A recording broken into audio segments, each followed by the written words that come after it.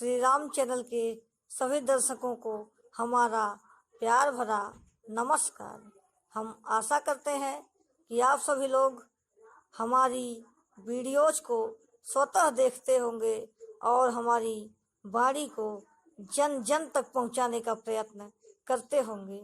दोस्तों, यदि हमारे द्वारा बनाई गई वीडियो आपको अच्छी लगे तो अपने मित्रों के साथ लाइक, शेयर, सब्सक्राइब एवं कमेंट करना न भूलें। हम इसी प्रकार नित्य निरंतर स्वतः लेकर आते रहेंगे। भगवत गीता श्री कृष्णचंद्र की साक्षात वाणी है और यह गीता जन जन की कल्याणी है। अध्यात्म का संसार सीधे आपके द्वार। कल के प्रसंगानुसार जैसा कि कहा गया है कि आत्मा पुराने वस्त्रों को त्याग करके जिस प्रकार मनुष्य नवीन वस्त्र को धारण करता है, उसी प्रकार ये जीवात्मा जीर्ण शीर्ण शरीर को त्याग कर नवीन वस्त्रों की भांति यह नए शरीर में प्रवेश करती है। तो प्रश्न उठता है कि यदि आत्मा जीर्ण होने पर ही नवीन शरीर में प्रवेश करती है तो शिशु क्यों मर जाते हैं? तो इसका स्पष्ट उत्तर है, जो आपकी आत्मा है वह पूर्ण रूप से अचिंत्य है और जो शरीर है वह माया से बना है। शरीर हमारा संस्कारों पर आधारित है और संस्कार मन पर आधारित है। जब तक हमारे संस्कार हैं तब तक शरीर जीवित है। संस्कारों के स्वतः का टूट जाना इस शरीर का अंत है। तो यदि हमारे संस्कार 2 दिन के हैं तो शरीर 2 दिन तक रहेगा। उससे एक श्वास भी आप जीवित अधिक नहीं रह सकते। जितना दिन तक संस्कार है उतने ही दिन तक हम इस जगत में जीवित रह सकते हैं। वास्तव में पुरुष संकल्पमय है। जैसा वह संकल्प करता है वैसा वैसा अन्य देह प्राप्ति होती है।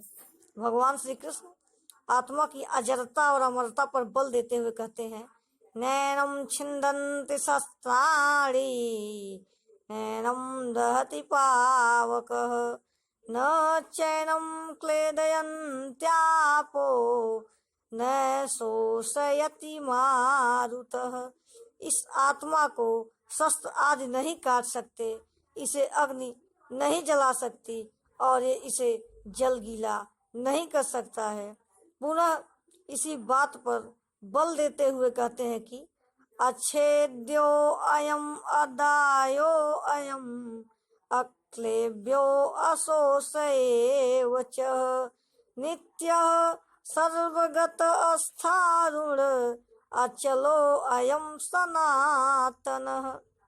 आत्मा अच्छेद्य है, इसे छेड़ा नहीं जा सकता है और निश्चय ही ये आत्मा अदाय है, इसे जलाया नहीं जा सकता है और सर्वगता स्थारुण है, यह सर्वत्र है, सर्वव्यापी है और जल इसे गीला नहीं कर सकता है। निश्चय ही आत्मा नित्य स्वरूप सत्य सनातन एवं पुरातन है। देखिए, अर्जुन ने कहा था कि कुल धर्म सनातन है, और ऐसे युद्ध से सनातन धर्म नष्ट हो जाएगा। अर्जुन गिड़गिड़ा कर हाथ जोड़कर भगवान श्री कृष्ण के सम्मुख कहे थे कि हम ऐसा युद्ध नहीं करेंगे, इससे सनातन धर्म नष्ट हो जाएगा। भगवान श्री कृष्ण ने इसे अज्ञान माना और रूढ़िवादी परंपरा कह करके ठुकराया और आगे उन्होंने बताया, इसी में देखिए बता रहे हैं कि वस्तुतः कुल धर्म सनातन नहीं है, सनातन एकमात्र है आत्मा और उससे परे जितने भी वस्तु हैं वह नाशवान हैं, क्षण भंगुर हैं। आत्मा इस शाश्वत सनातन एवं पुरातन है। आप कौन हैं? सनातन धर्म के अनुयायी। और आत्मा कौन है? सनातन। आत्मा, परमात्मा और ब्रह्म एक दूसरे के पर्याय हैं। जब तक आत्मिक पथ पर चलने हेतु विधि विशेष क्रिया से हम अवगत नहीं हैं, तब तक हम लोग वास्तव में सनातन धर्मी नहीं है। सनातन के नाम पर किसी न किसी रूढ़ के शिकार हैं हम लोग। हम बताइए आप लोग, हम लोग धर्म के शरण में क्यों जाते हैं? क्योंकि धर्म ठोस धर्म है और हम लोग मरण धर्म हैं, जिसके शरण में जाने से हम लोग भी अमरता को प्राप्त हो सकते हैं। धर्म तो हमसे अधिक शक्तिशाली है। धर्म के शरण में जाने से ही मानव की रक्षा होती है। और एकमात्र धर्म है आत्मा, क्योंकि वही शाश्वत, सनातन एवं पुरातन है। इसके अनवरत जो कुछ भी है वह नाशवान और क्षण भंगुर है। यदि आत्मिक पथ पर चलने हेतु योग्यता हमें नहीं है और उस तक चलने हेतु हम बाध्य नहीं है, तो निसंदेह सनातन धर्मी नहीं है। यदि पदार्थ क्षेत्र में पैदा होने वाली वस्तु शाश्वत सनातन नाम के किसी वस्तु को स्पर्श नहीं कर पाती है, तो निसंदेह हम सब सनातन धर्मी नहीं है। सनातन के नाम पर किसी न किसी रूढ़िवादी परंपरा के शिकार हैं। वस्तुतः भारतवर्ष में यही हुआ कि वास्तव में शाश्वत सनातन क्या है, इस पथ पर न तो लोग चले, कुछ लोग चले और वास्तविक तत्व का हमारे सम्मुख प्रतिपादन भी किए, किंतु कुछ लोग इस तत्व पर न तो चलने हेतु प्रयत्नशील हुए और तो और अनेक प्रकार के धर्म, अनेक प्रकार की संप्रदाय, छोटे बड़े गुट, असंख्य जातियों की रचना कर लिए और वैमनस्य का भाव उत्पन्न हुआ। राष्ट्रीय एकता की भारत में आज भी समस्या बनी हुई है। पृथक पृथक धर्म और अनेकों संप्रदाय में आज भी हम लोग उलझे हुए हैं और वास्तव में शाश्वत अचल पद क्या है, उस तक पहुंचने की स्थिति क्या है, इस विषय वस्तु से पूर्ण रूप से हम लोग अवगत नहीं है। वस्तुतः शाश्वत सनातन एकमात्र आत्मा है। उसके शरण में जाने से ही हम लोग अमर हो सकते हैं, क्योंकि धर्म ठोस वस्तु है और हम लोग मरण धर्मा हैं। हमारा सनातन तो ऐसा है कि इसको शस्त्र आदि नहीं काट सकते, अग्नि नहीं जला सकती, यहाँ तक कि आकाश इसे अपने में समाहित नहीं कर सकता है। इस परम तत्व के अनुयायी बनिए और आत्मा को ही शाश्वत सनातन जाने, क्योंकि यही श्री कृष्ण चंद्र की वाणी है। भगवान ने अर्जुन से कहा कि जो तुम कह रहे हो कुल धर्म सनातन है, वो सर्वदा अज्ञान है। वास्तव में परंपराएं और रूढ़िवादी विचारधाराएं प्रत्येक काल में थी, हो सकता है कि उस काल में भी रही हो, और उसमें से एक दो कुरीतियों के शिकार अर्जुन भी थे। तभी तो उन्होंने कहा कि कुल धर्म सनातन है। और आज भी हम लोग उन्हीं रूढ़िवादी परंपराओं के शिकार हैं। कहा जाता है कि हम लोग यहाँ तक कि छुआछूत जैसे अनावश्यक भावनाओं को भी फैला दिए और कहे कि छूने से धर्म नष्ट हो जाएगा। आश्चर्य का विषय है, हम आप तलवार से मरेंगे और धर्म छूने खाने से मर जाएगा। ये कैसा है आपका धर्म, जो छूने और स्पर्श करने से मर जा रहा है, तो हमारी आपकी रक्षा क्या करेगा। वस्तुतः यह एकमात्र रूढ़िवादी परंपरा है और अज्ञान है। सत्य तो एकमात्र आत्मा है। भगवान, अगर वही आत्मा सत्य है तो इसे ढूंढा कहाँ जाए। वास्तव में सबके घट में है, घट घट वासी अंतर्यामी है आत्मा, जिसको ढूंढा कहाँ जाए। इस बात पर बल देते हुए भगवान कहते हैं, अव्यक्तोऽयम् अचिन्त्योऽयम् अविकार्योऽयम् उच्यते तस्मादेवं विनीतैवं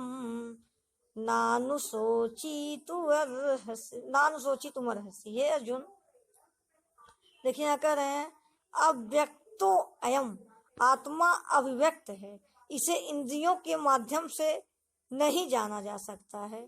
अचिंत्यो अयम, यह चिंता रहित है, मानवीय चिंतन के घेरे में यह नहीं आती है और विकार रहित है, न बदलने वाला है, अपरिवर्तनशील है। इसलिए उपयुक्त विवरण को जानकर हे अर्जुन, तुम शोक करने योग्य नहीं हो। देखिए, आत्मा अभिव्यक्त है, अर्थात इंद्रियों का विषय नहीं है। जब तक हमारे मन में हमारी इंद्रियां विषय जन्य सुख को भोग रही हैं, विषयों और इंद्रियों का जब तक संयोग है, तब तक आत्मा शाश्वत तो है, किंतु हमारे प्रवेश, उपभोग एवं दर्शन के लिए वह उपलब्ध नहीं है। इसलिए इंद्रियों को विषयों से परे करें। और अचिंत्यो अयम, यह मानवीय चिंतन के घेरे में नहीं आती। जब तक चित्त और चित्त का लहर है, तब तक आत्मा तो है, किंतु हमारा उसमें प्रवेश नहीं हो सकता है। अतः चित्त का निरोध करें। और यह आत्मा विकार रहित है, अपरिवर्तनशील है।